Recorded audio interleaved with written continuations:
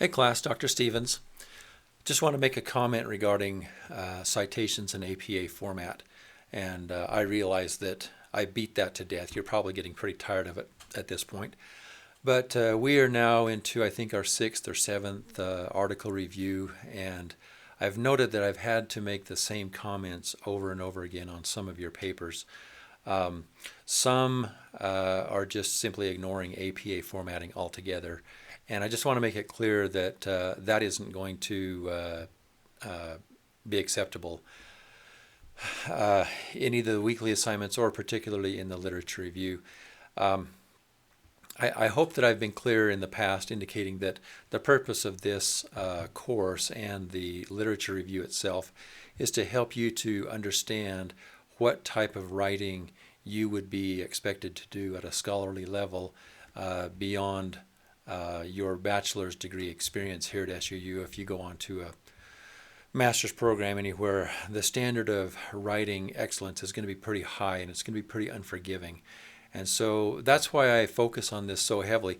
I actually don't really, I don't mean this to sound uncaring, but I really am not that interested in what your actual topic is. That should be important to you.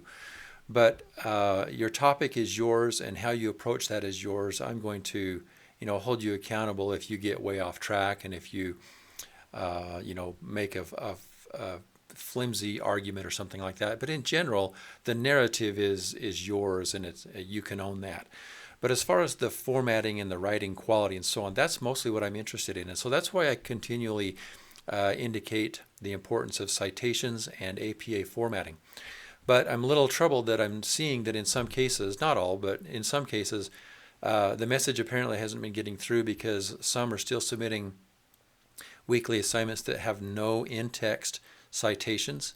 And in some cases, if there are in-text citations, they don't match the reference list at the end of your writing. That reference list and your citations must match exactly. And in the case of a weekly assignment, if you only are referencing one reference, which would typically be the case, then you need to only have citations in your text that match up to that reference. But of course, as you approach your literature review, you'll have 8 references, and so you need to have 8 individual citations in the text that refer to those 8 references, and they have to match, and I will check for that. And you'll get a deduction if they don't. But what I'm hoping is that you have an understanding of what it is I'm looking for, and if not, I need to have you contact me individually so that I can have an individual conversation with you to let you know what it is I'm expecting. Please don't be afraid if you're lacking in that knowledge or if you're not clear on what it is I'm expecting. Please ask for clarification on that. I won't know that you are lacking understanding unless you ask me. So you'll just continue to see the same comments on your papers each week of me being an ogre and pointing out that you missed something. So that isn't the point of this exercise. It's not for me to beat you up every week. It's to help you to understand that whether it's APA formatting or any other formatting, because there are various different styles, but whatever it is that you would be expected to conform to, it's important that you understand that and apply those principles correctly. Regarding in-text citations, I've made a video a couple of weeks ago regarding when you make a factual statement or a factual claim that you need to have a citation backing that up. I got a couple of responses from some of you saying you didn't quite understand what I was getting at there. So I'll clarify here. Let's say that you are, as an example, I know at least one of you is writing about overpopulation. That's a very good topic. So let's assume here that you make a statement that during the 1990s, the world's population increased from A to B, whatever that number would be. That's making a factual claim. That's you're making a statement that you are asserting to be correct and true, and therefore you need to have a citation and a resource to back that up.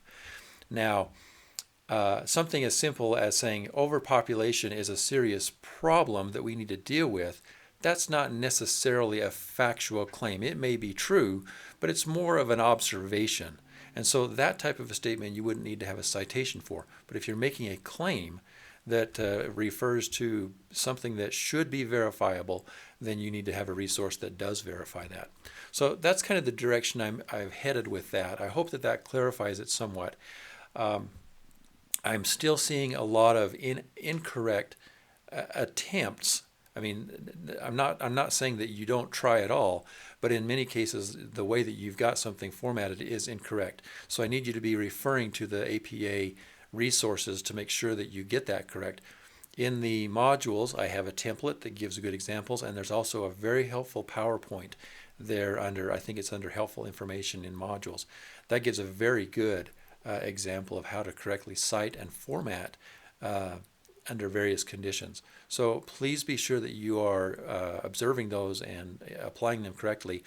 And if you have a question, please let me know. I'd be glad to provide any clarification that you have there. So I'm getting a little bit more particular about it. I feel like that I've given you ample opportunity to correct mistakes, and so I'm starting to judge a little bit more strictly on the APA. And as I mentioned before, if you are missing in-text citations, I'm going to score the APA section of your paper at 0. If you are missing an APA reference list and in-text citations, I'm going to give the paper a 0 and return it to you for correction and resubmission. So that's my approach. I hope that that's understandable and that it's helpful. So like I say, let me know if there's anything I can do to help clarify. I want this to be a good learning experience for you, and for you to come out of this course having a really good understanding of what scholarly writing is all about, as opposed to other casual writing or even professional writing. Just because it's professional writing doesn't necessarily mean it's scholarly writing. So we're focusing on the scholarly aspects of it and what you would be expected to do at a graduate level. So anyway, good luck. Take care.